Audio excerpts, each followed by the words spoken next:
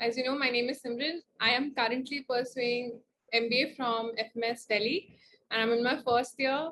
And I have completed my civil engineer. I've done a civil engineering course from NIT Jaipur. And yeah, here I'm trying to help you guys to make it through like I did. Like Ketan sir has helped me. I'm gonna try to help you guys here. We'll start with your mock score.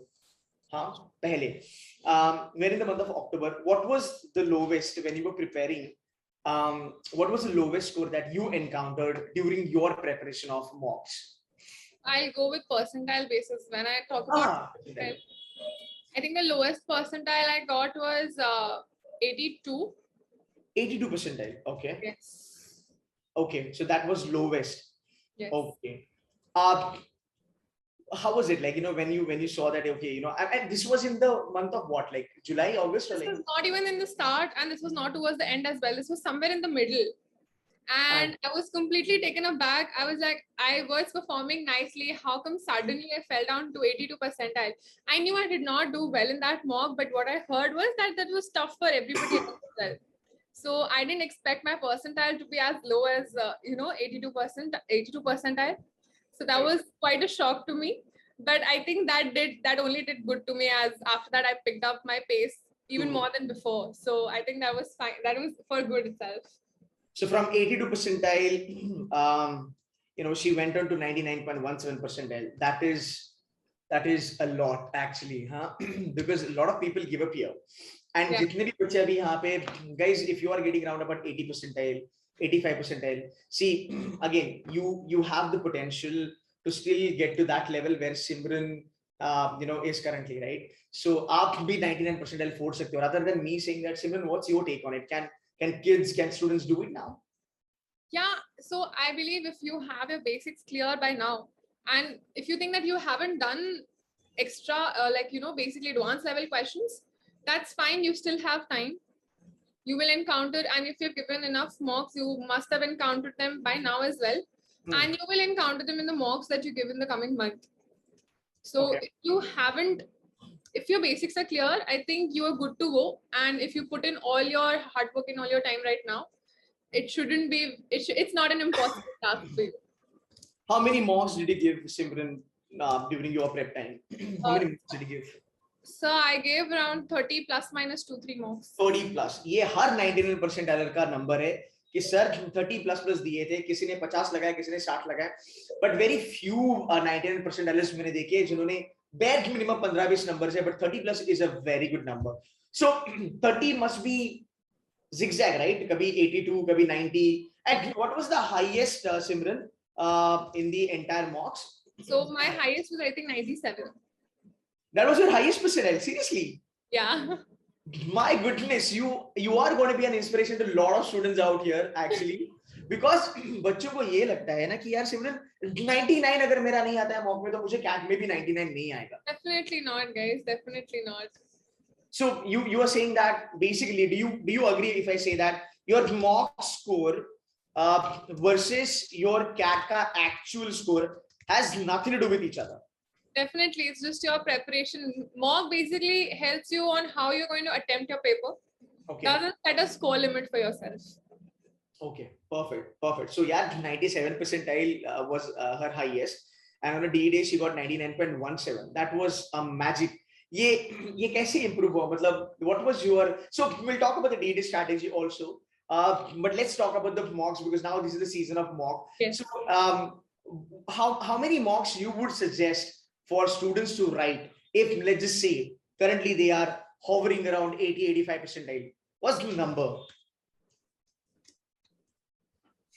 Okay, so basically we have around about 30 to 35 days left now, right?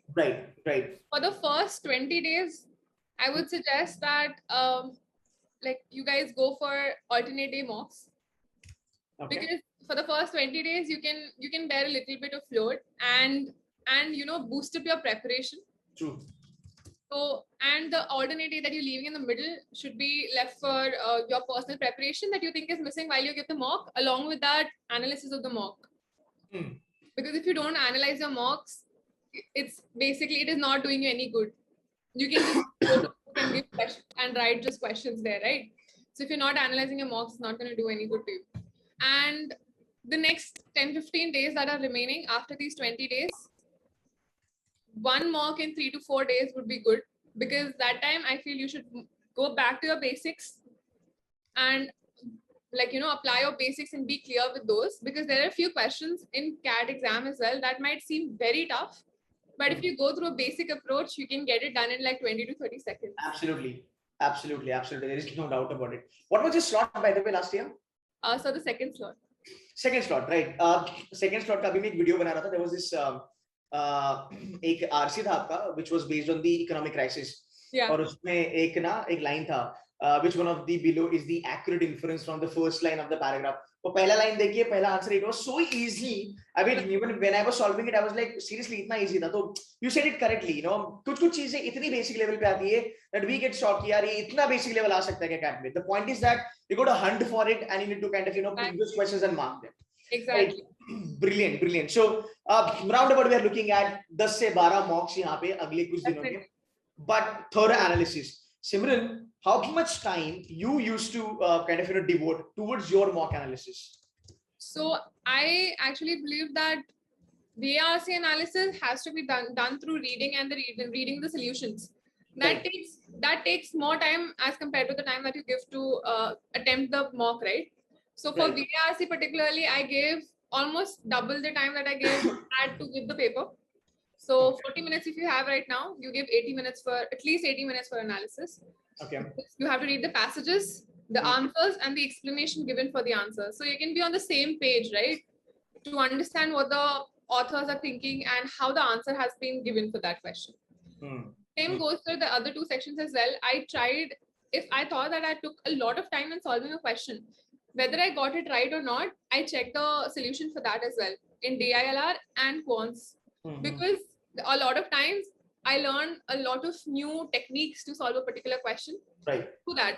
And I was realizing if I'm taking 1 to 2 minutes for that question, the trick given in the solution is just helping me get done with the question in like 30 seconds or less. So I feel that was very helpful.